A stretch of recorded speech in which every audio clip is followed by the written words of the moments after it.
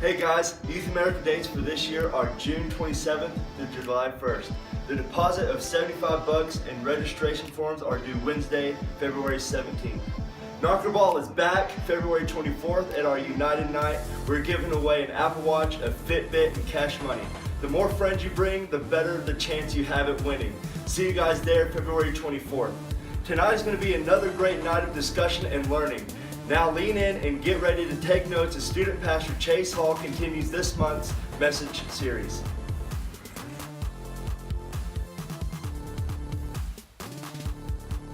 What's up, Summit students? Man, I'm excited to be back this week. This message has been so impactful towards our goal for 2016, and we've talked about letting go of some things, moving on past some things, and now we're going to talk about pressing on. And I'm going to jump right into the message this week, and in Philippians 3:13 and 14 is kind of what we've been focusing on during this series. And so tonight I'm going to specifically focus on verse 14. I'll read the whole thing, but I want to focus on 14. So starting in 13, it says, "No, dear brothers and sisters, I have not achieved it, but I focus on this one thing, forgetting the past and looking forward to what lies ahead. I press on to reach the end of the race and receive the heavenly prize for which God, through Christ Jesus, is calling us."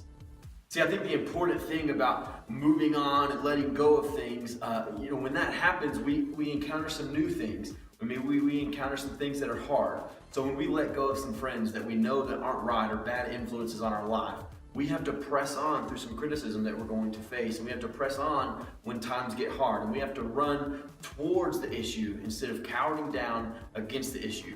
See, when the enemy brings an attack against you or on your life, he wants you to cower down and just roll up into a ball and give up. But see, I think the important thing for us as Christians to understand is how to take a stand and how to press on towards some things.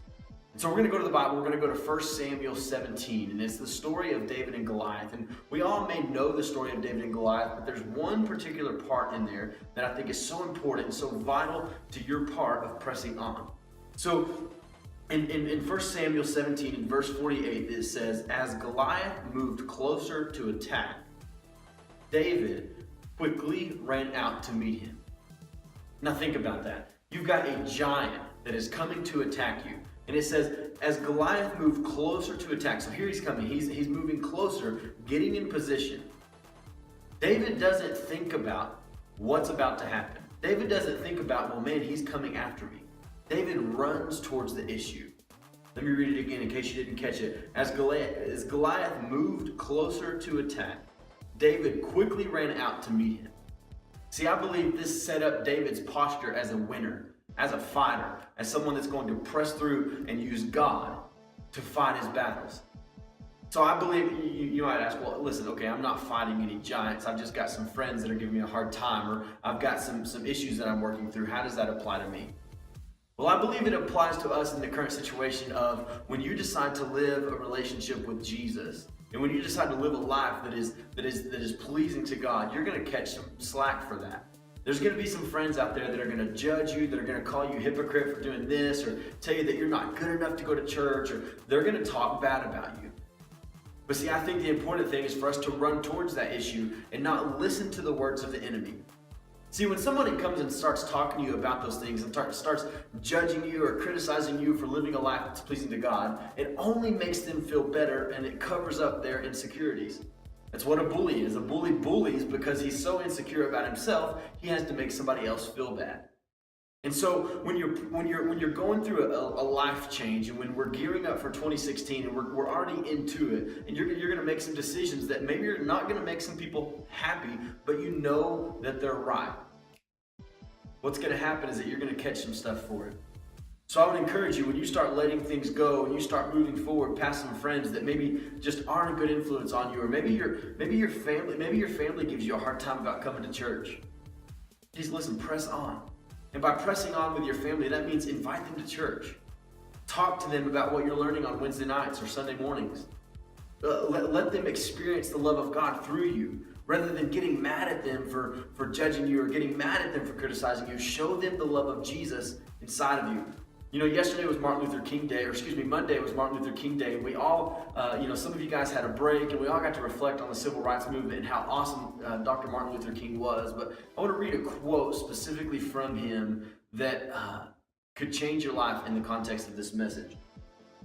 He says this, he says, the ultimate measure of a man is not where he stands in moments of comfort and convenience, but where he stands at times of challenge and controversy. Let me read it one more time. The ultimate measure of a man is not where he stands in moments of comfort and convenience, but where he stands in times of challenge and controversy. See, it's easy to go through life when things are all great and your friends are happy and everybody's getting along, but it's what really defines you as who you are is when you have the opportunity to either press through something or to cower down and give into it. See, the ultimate measure of a man is where he stands when times get difficult. And I believe that we would all agree that Martin Luther King was a very great man, and he did great things. You realize that he was arrested over 30 times, but pressed on.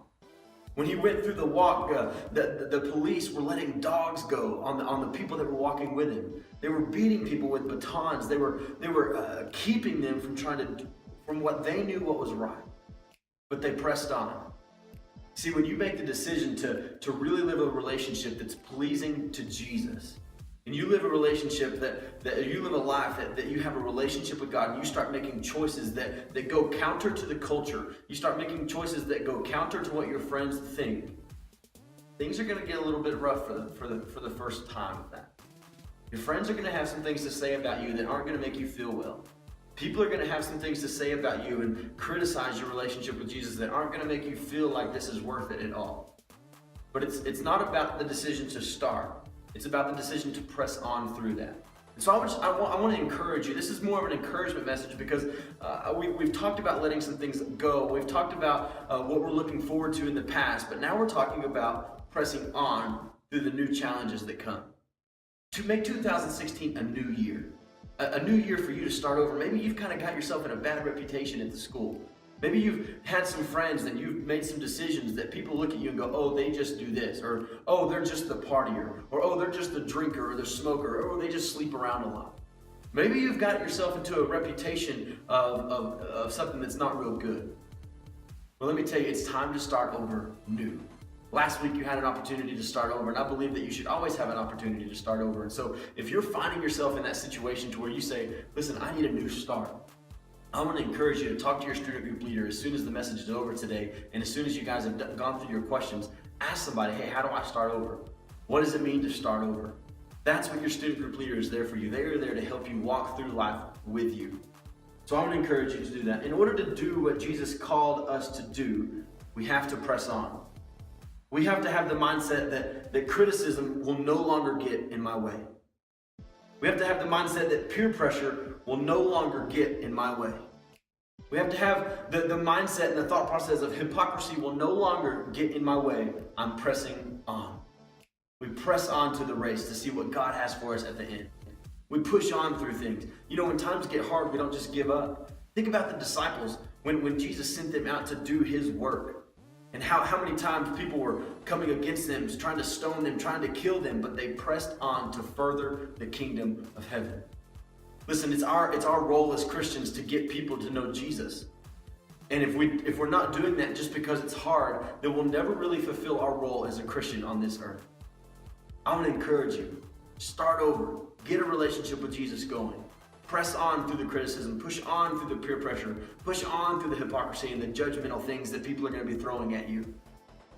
Press on into a relationship with Jesus and know that with him by your side, all things are possible. And people that you thought could never know Jesus, people that you thought they will never come to church with me, invite them to church. Come to church yourself Sunday mornings. It's a great opportunity to come together with friends and family and moms and dads and worship. Bring friends with you. Press on through the fight. It's not impossible. All things are possible. It's going to be a great year. Let's get into discussion. We'll see you guys next week.